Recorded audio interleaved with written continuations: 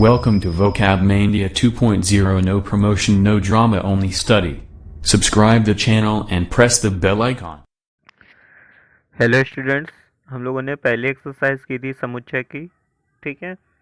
और अब हमें उसके आगे एक्सरसाइज 1.2 को करना है। उसके लिए हमें पहले कुछ कॉन्सेप्ट समझने होंगे, ठीक है। तो पहले क्या है, रिक्त समुच्चय क्या होता है, एम्प्टी सेट जिसको इंग्लिश में कहते हैं, रिक्त समुच्चय, ठीक है। तो समुच्चय यहाँ पर देखिए एक एग्जांपल दिया है, जैसे कि ए इक्वल टू क्या दिया है, एक्स सच दैट एक्स किसी स्कूल की कक्षा क्या है 11 में अध्ययनरत विद्यार्थी हैं, ठीक है। ध्यान से समझना है और इसके बाद सवाल आपको करने हैं। तो क्या है कि हम उस स्कूल में जाकर पहले क्या करेंगे, कक्षा 11 में अध्ययनरत विद्यार्थियों को गिनकर उनकी संख्या ज्ञात कर सकते हैं, ठीक है। अतः समुच्चय ए के अवयवों की संख्या क्या है, सीमित है। देखो रिक्त समुच्चय क्या होता है कि उसके अवयव जो होंगे, एलिमेंट जो होंगे, वो क्या होंगे, फिक्स होंगे, पहली चीज, ठीक है।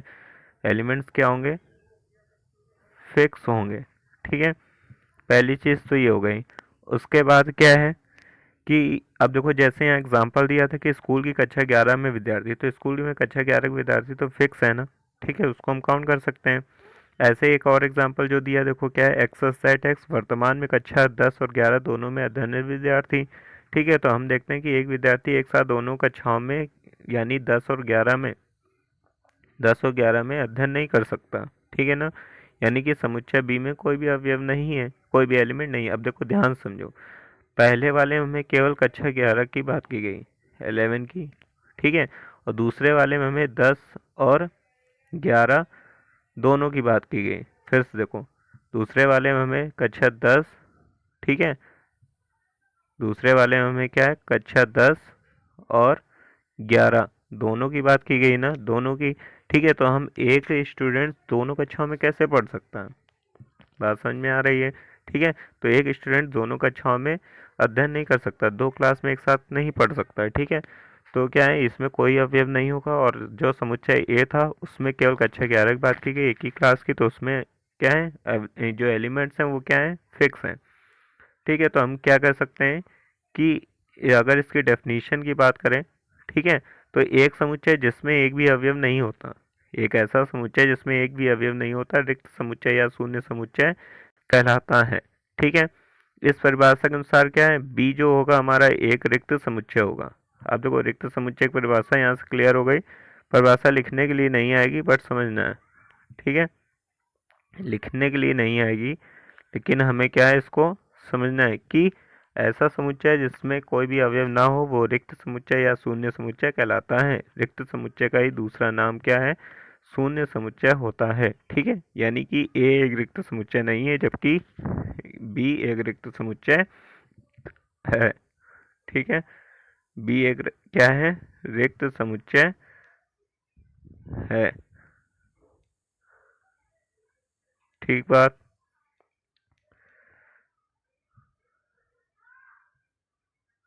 समझ में आ रहा है सबको, ठीक। तो उसके बाद देखो इसको किस चिन्ह से प्रदर्शित करते हैं, रिक्त समुच्चय को, देखो फाई या इससे नील, इसको नील सेट भी कहते हैं, नल सेट भी, नील सेट भी कह सकते हैं, ठीक है, एम्प्टी सेट भी कहते हैं। तो ये तो मंजिला कोष्ठक में पता है, इसके अंदर सेट्स को डिनोट किया जाता है, ठीक है।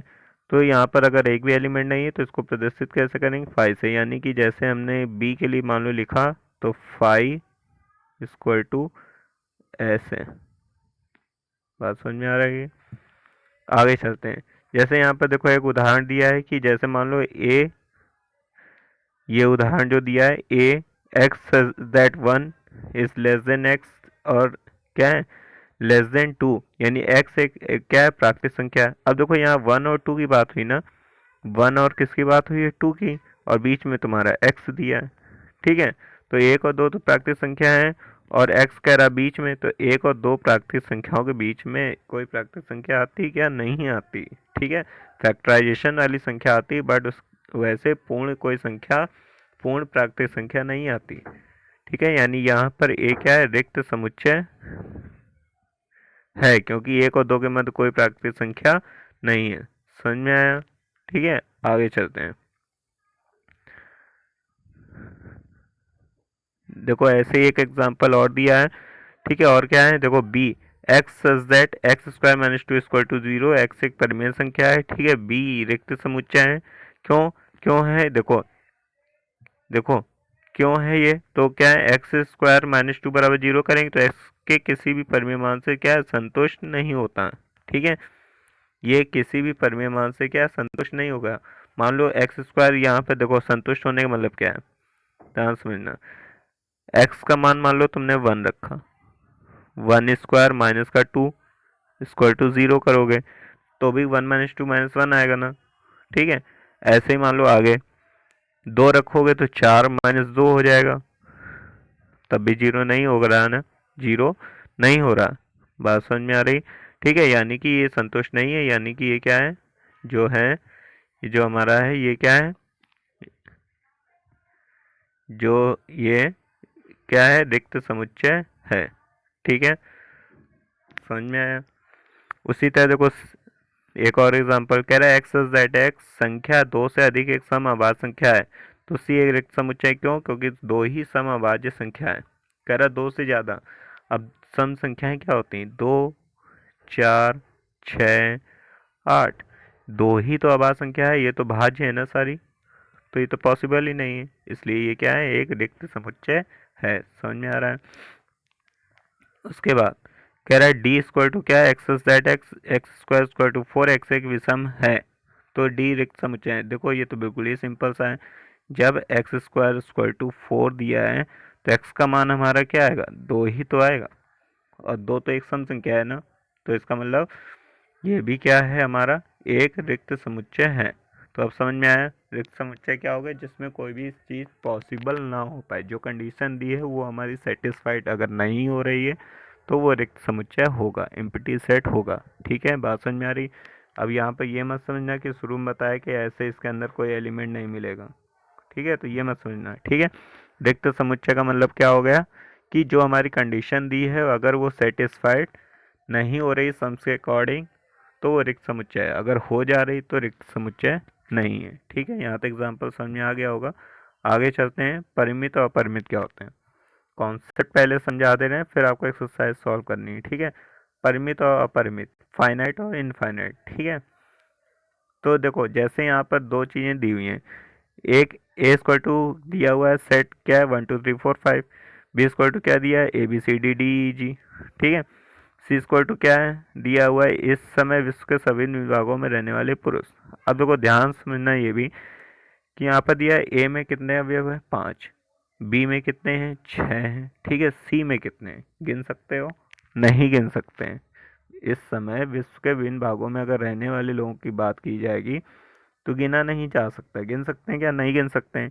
यानी कि अब इसको देखो क्या है, जो बहुत बड़ी, देखो सी में अवयव जो हैं, एलिमेंट्स हैं, वो बहुत हो सकते हैं, क्योंकि पूरे विश्व में रहने वाले पुरुष की बात हो रही, बहुत सारे होंगे, ठीक है, तो फिक्स तो हो ही नहीं सकता, ठीक है। तो इसको हम किससे क्या है, लेकिन ये क्या है, प्राकृतिक संख्या होगी, गिन सकते हैं ना हम, ठीक है। वन टू थ्री फोर ऐसे करके कोई जीरो तो हो नहीं सकती, ठीक है। तो जो बहुत बड़ी संख्या हो सकती है इसको हम क्या क्या है, किसी समुच्चय एस के अवयवों को संख्या से हमारा अभिप्राय क्या है, समुच्चय के विभिन्न अवयवों की संख्या से, जिसको हम प्रतीक एन एस द्वारा क्या प्रदर्शित करते हैं। यदि एन एस एक प्राकृतिक संख्या है तो ऐसे क्या है, आरिक्त परिमित समुच्चय होगा, ठीक है। अब देखो यहाँ पर आते हैं सीधे, परिभाषा इसकी क्या है, एक ऐसा समुच्चय, ठीक है, जो रिक्त अथवा जिसके अवयवों की संख्या निश्चित होती है, परिमित समुच्चय कहलाता है, अन्यथा समुच्चय अपरिमित समुच्चय कहलाता है, ठीक है। जब सवाल करना तो उससे पहले ये जो परिभाषा है उनको एक जगह पहले नोट कर लेना एक्सरसाइज करने से पहले, उसके बाद एक्सरसाइज सॉल्व करने बैठना, ठीक है। तो अपरिमित समुच्चय क्या हो गया, ऐसा समुच्चय जो क्या है, रिक्त है। रिक्त समुच्चय पहले ही बता चुके हैं, जो कंडीशन दी वो सेटिस्फाइड ना हो, ठीक है, जिनके अवयवों की संख्या क्या हो, फिक्स हो। रिक्त समुच्चय जो था उसमें अवयवों की संख्या फिक्स ही तो होती थी, ठीक है।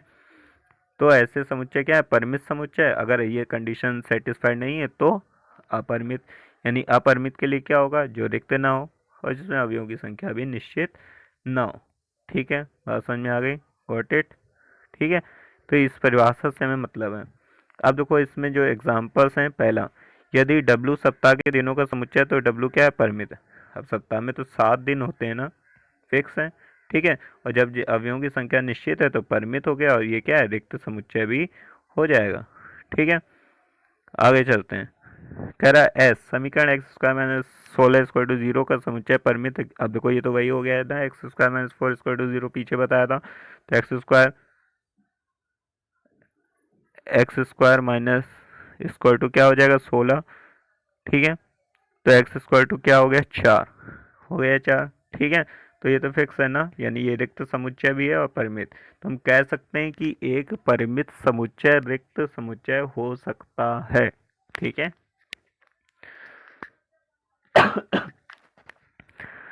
सॉरी, उसके बाद देखिए कह रहा है कि मान लीजिए जी किसी रेखा पर स्थित सभी बिंदुओं का समुच्चय है, तो जी क्या है, एक परिमित।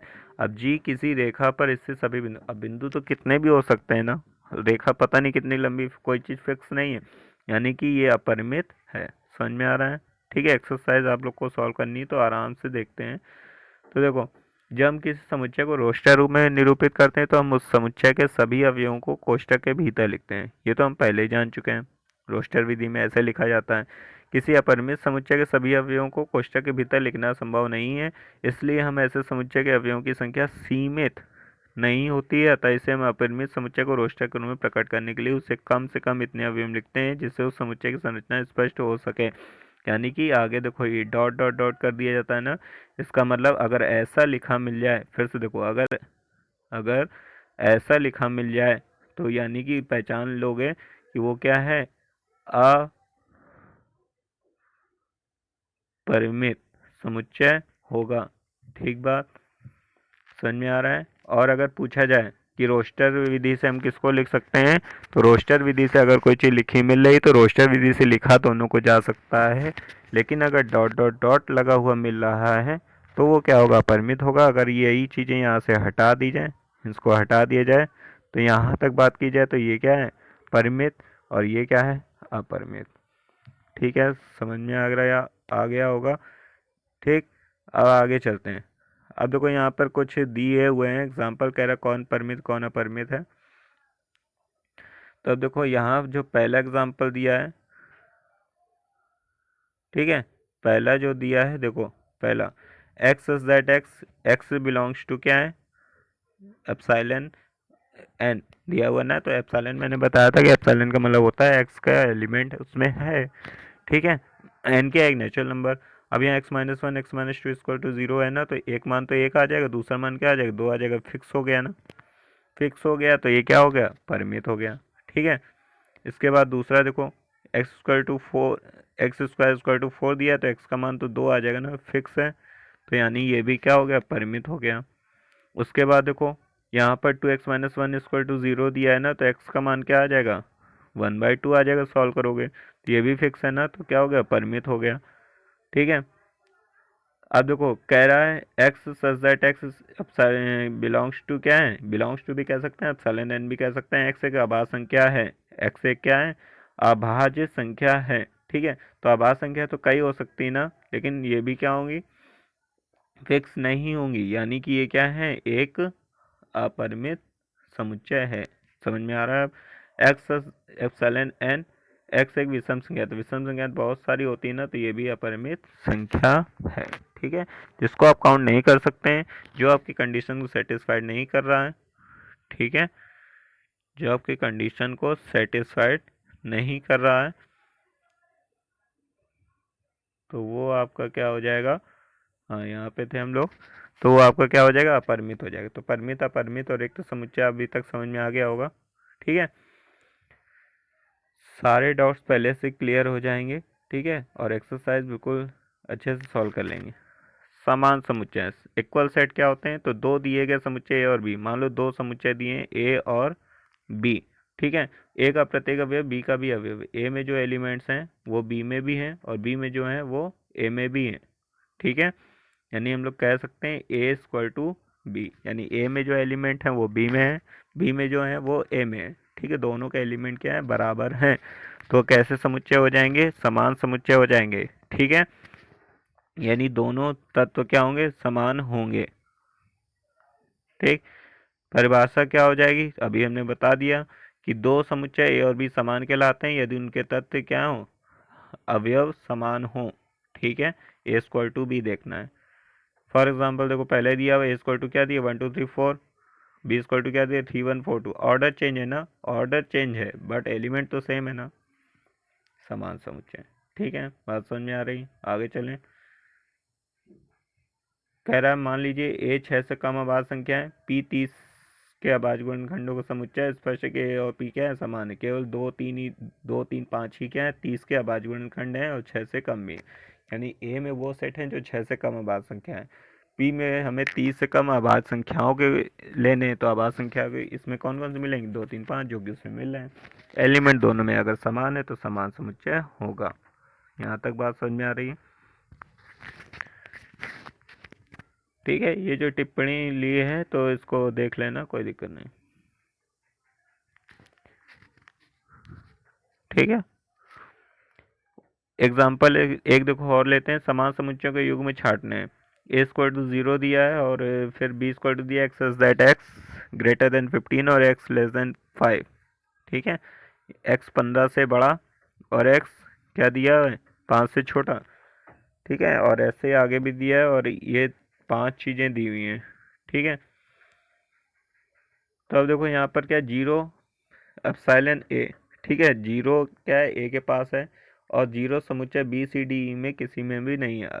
ठीक है, यहाँ जो ये कंडीशंस दी हुई हैं ये जो बाकी हैं, ठीक है, ये तो इससे मिलेंगी ना, मिलेंगी नहीं। क्यों? क्योंकि यहाँ तो किसी में भी 0 तो आना ही नहीं, पॉसिबल ही नहीं।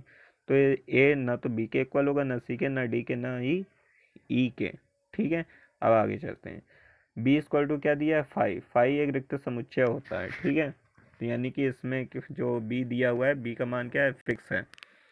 ठीक है, रिक्त नहीं, सॉरी, कोई समुच्चय इसमें क्या है रिक्त नहीं है, तो बी भी क्या है इसको फॉलो नहीं करेगा। क्यों? बी सी को तो फॉलो करेगा नहीं, एक्स का मान तो यहाँ से 5 आएगा, यहाँ तो दो दो 3 मान आ जाएंगे। ठीक है, यहाँ से भी एक्स के 2 मान आएंगे लेकिन इसके 2 से ज़्यादा हो जाएंगे, यहाँ से भी एक्स का मान केवल एक ही आएगा, तो बी भी किसी को फॉलो नहीं कर रहा है। समझ में आ रहा है? सी 5 है।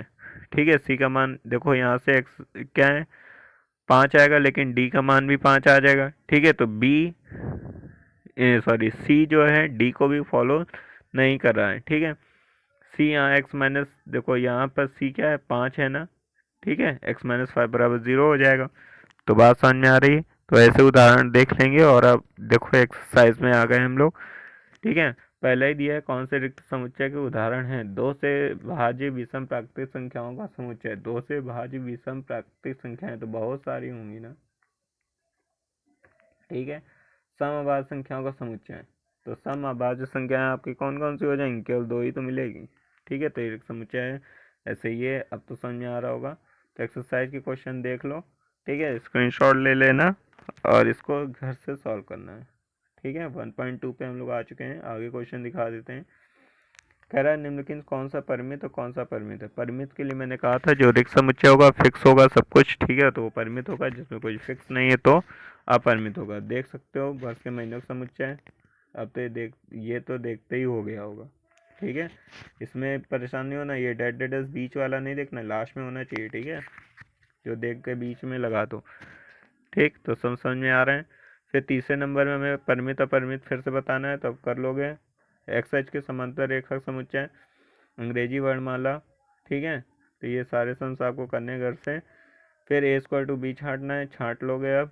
ठीक है, समुच्चय युग्म समान है, यानी वो जो अभी मैंने कराए थे ना सम्स वही बताने हैं, लेकिन यहाँ पर देखो अलग अलग सम्स हैं। पहले नंबर के लिए ये 2 चीज़ें, दूसरे नंबर के लिए ये 2। ठीक है, तो कर लेना। फिर समान समुच्चयों का चयन करना है, तो इसमें कौन कौन समान है, अभी में हम लोग ने ए बी सी डी वाला किया था, तो उसके अकॉर्डिंग आपको करना है। ठीक है, कल हम लोग पढ़ेंगे सबसेट के बारे में। 1.2 कंप्लीट हो चुका है। ठीक है, तो हम लोगों ने शुरू किया था अपने रिक्त समुच्चय से। ठीक, तो सब पहले जो जो समझाया उसको ध्यान से समझना है, ना समझा एक दो बार और देखना है। ठीक है, अब देखो छठवां जो है बाईं ओर रोस्टर में लिखित दाईं ओर समुच्चय निर्माण, जो पिछली एक्सरसाइज के सवाल थे वो ले लेते हैं। 1 2 3 6 इसको मैच करना है, तो इसको मैच कर सकते हैं आई थिंक आप लोग आराम से। कह रहा है एक्स एक प्राकृत संख्या और 6 की भाजक है, और यहाँ पे देखो कह रहा है एक्स एक आभाज्य संख्या है 6 की भाजक है। 10 से कम एक विषम प्राकृतिक संख्या है। ठीक है, देखो आभाज्य संख्या वाला तो आपको सीधे मिल गया 2 3। ठीक है, 6 की भाजक संख्याएं भी हैं और भाज्य भी हैं। ठीक है, 10 से कम विषम प्राकृतिक संख्या है तो ये आपको मिल गया। ठीक है, मैथमेटिक्स ये मिल गया, बचा हुआ ये मिल गया, हो गया सारे। ठीक है, और यहाँ से कोई दिक्कत है? अगर कोई दिक्कत है तो बाद में भेज देना। ठीक है, कोई दिक्कत नहीं है, सॉल्व करा दिया जाएगा। यही 5वां नंबर बचा था। ठीक है, और ये औचित्य वाले बचे थे, शायद आई होप कर लिया होगा। ठीक है, तो हम लोगों ने आज क्या है, रिक्त समुच्चय के बारे में पढ़ा है। ठीक है, रिक्त समुच्चय के बारे में हम लोगों ने आज क्या किया है, पढ़ा है। ठीक, तो आप लोगों को क्या करना है, आप लोगों को अपने फ्रेंड्स लोगों के साथ क्या है, इसको बताना है, सबको शेयर करना है, लाइक करना है। ठीक है, और चैनल को सब्सक्राइब कराना है।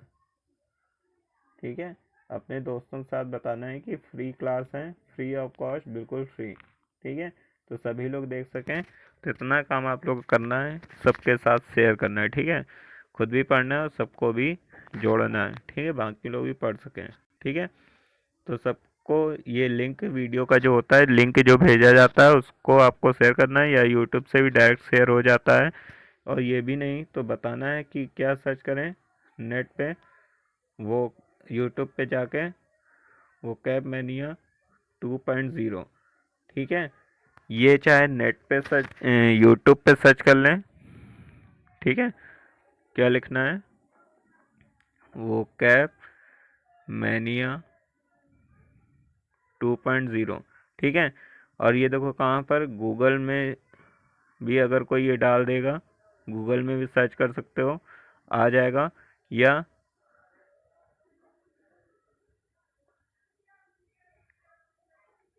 यूट्यूब में। ठीक है, गूगल में या यूट्यूब में जाकर सर्च करोगे, दोनों जगह मिल जाएगा। तो सबको इसमें जोड़ना है। आज हम लोग की मैथ का एक्सरसाइज सेट का दूसरा पार्ट था। और इंग्लिश में हम लोग जैसे कि क्या है, कल हम लोग ने इनडायरेक्ट किया था, आज हम लोग को क्या करना है, इंटेरोगेटिव पढ़ना है। ठीक है, आज हम लोग को क्या करना है, इंटेरोगेटिव सेंटेंस पढ़ना है इनडायरेक्ट में। ठीक है, तो सबको जोड़ना है, वीडियो मिल जाएगा। ठीक है, आराम से पढ़ते रहिए। ठीक, तो हम लोग मिलते हैं अपनी नेक्स्ट क्लास में। तब तक के लिए सब लोग पढ़ते रहिए।